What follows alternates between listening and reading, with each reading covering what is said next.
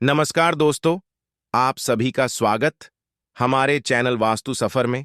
दोस्तों, अगर आप भी अपनी लाइफ में कुछ नया सीखने की चाह रखते हैं तो अभी हमारे चैनल वास्तु सफर को सब्सक्राइब करें। तो मित्रों, जैसा कि हम सब जानते ही हैं कि इस धरती पर जन्म लेने वाला कोई भी प्राणी अमर नहीं होता। कहने का अर्थ है कि इस सृष्टि में जन्म लेने वाला हर एक इंसान एक दिन इस सृष्टि को छोड़कर जाता ही है। लेकिन क्या आप जानते हैं कि मरने के बाद आखिर आत्मा का क्या होता है, या मृत्यु के 24 घंटे बाद आत्मा अपने घर वापस क्यों आती है, और वह कितने दिनों तक अपने घर में ही रहती है? अगर नहीं जानते तो बता दें कि इन सभी सवालों का जवाब महाग्रंथ गरुड़ पुराण में विस्तार पूर्वक देखने को मिलता है। और आज हम आपको इस वीडियो के माध्यम से यही बताने वाले हैं, तो आप हमारे इस वीडियो में अंत तक जरूर बने रहिए। ले सब मिलकर जानते हैं मित्रों। गरुड़ पुराण में उल्लेख है कि जब किसी की मृत्यु हो जाती है तब यमराज के दूत आकर आत्मा को अपने साथ यमलोक ले जाते हैं और फिर वहां उसके पाप और पुण्य का हिसाब विस्तार पूर्वक किया जाता है। उसके बाद 24 घंटे के अंदर यमदूत उसे आत्मा को वापस उसके घर छोड़ जाते हैं। यमदूत के द्वारा वापस छोड़ जाने के बाद आत्मा अपने परिजनों के बीच में ही भटकती रहती है और अपने परिजनों को बात करने की कोशिश करती है, लेकिन उसके आवाज को कोई भी परिजन सुन नहीं पाता। यह सब देखकर मृतक की आत्मा बेचैन हो जाती है और जोर जोर से चिल्लाने लगती है और रोने लगती है। उनसे बात करने की नाकाम कोशिश करती है, लेकिन फिर भी उसके आवाज को वहां पर मौजूद कोई भी इंसान सुन नहीं पाता। इसके बाद मरने वाले की आत्मा अपने शरीर में दोबारा प्रवेश करने की कोशिश करती है, लेकिन यमदूतन के हाथों बंधे होने के कारण वह उसे शरीर में प्रवेश नहीं कर पाती। इसके साथ साथ गरुड़ पुराण में यह भी बताया गया है कि किसी की मृत्यु हो जाने पर उसके परिजन उसकी याद में रोते बिलखते हैं, तो यह देखकर आत्मा बहुत दुखी हो जाती है और वह भी उनके साथ मिलकर रोने लगती है। लेकिन वह कुछ कर नहीं पाती और लाचार होकर अपने जीवन काल में किए गए कर्मों को याद करके हताश हो जाती है।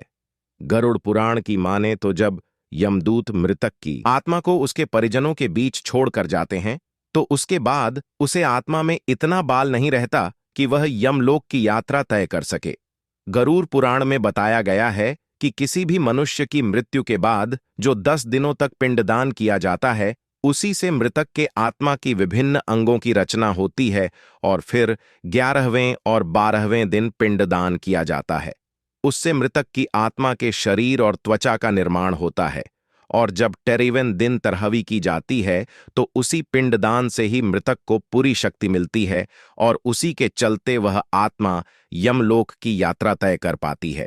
कहने का अर्थ है कि मृत्यु के बाद 13 दिनों तक जो आत्मा के नाम से पिंडदान किया जाता है, उसी से ही आत्मा को धरती लोक से यमलोक तक जाने के लिए शक्ति मिलता है।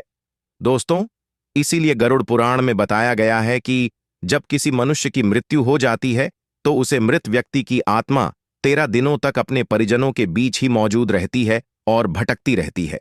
फिर इसके बाद मरने वाले की आत्मा धरती लोक से यमलोक की यात्रा पर निकल पड़ती है, जिसे तय करने के लिए मैन को 1 साल यानी 12 महीने का समय लगता है। मान्यता है कि 13 दिनों तक जो पिंडदान किए जाते हैं वह इस 1 साल के लिए भोजन के समान होता है। मित्रों, अब आप यह जरूर सोच रहे होंगे कि अगर किसी मृत आत्मा के लिए पिंडदान नहीं किया गया तो क्या होगा। तो मित्रों, बता दें, इसका भी उल्लेख हमें गरुड़ पुराण में देखने को मिलता है।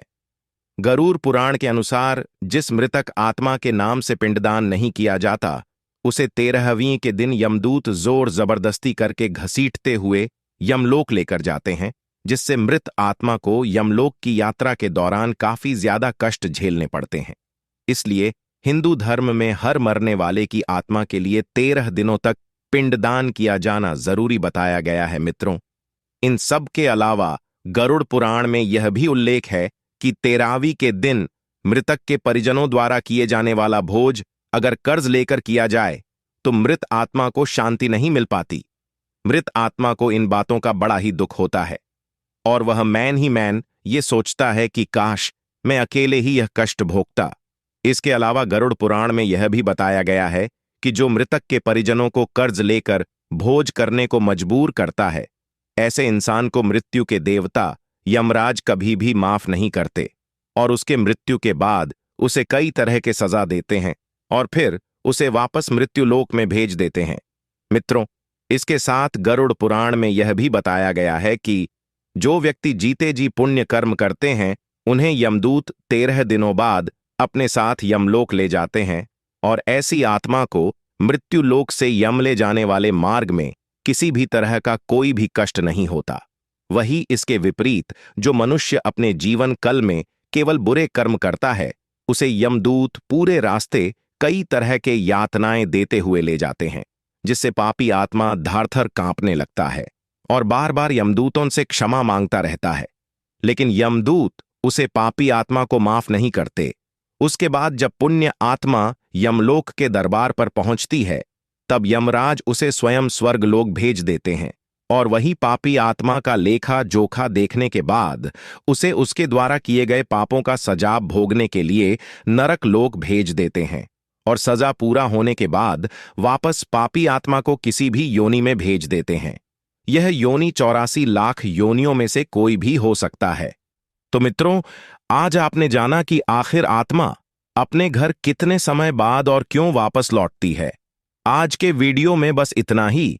आपको हमारी जानकारी कैसी लगी आप हमें कमेंट में जरूर बताएं और अपने दोस्तों के साथ भी शेयर जरूर करें और हमारे चैनल वास्तु सफर को भी सब्सक्राइब करें।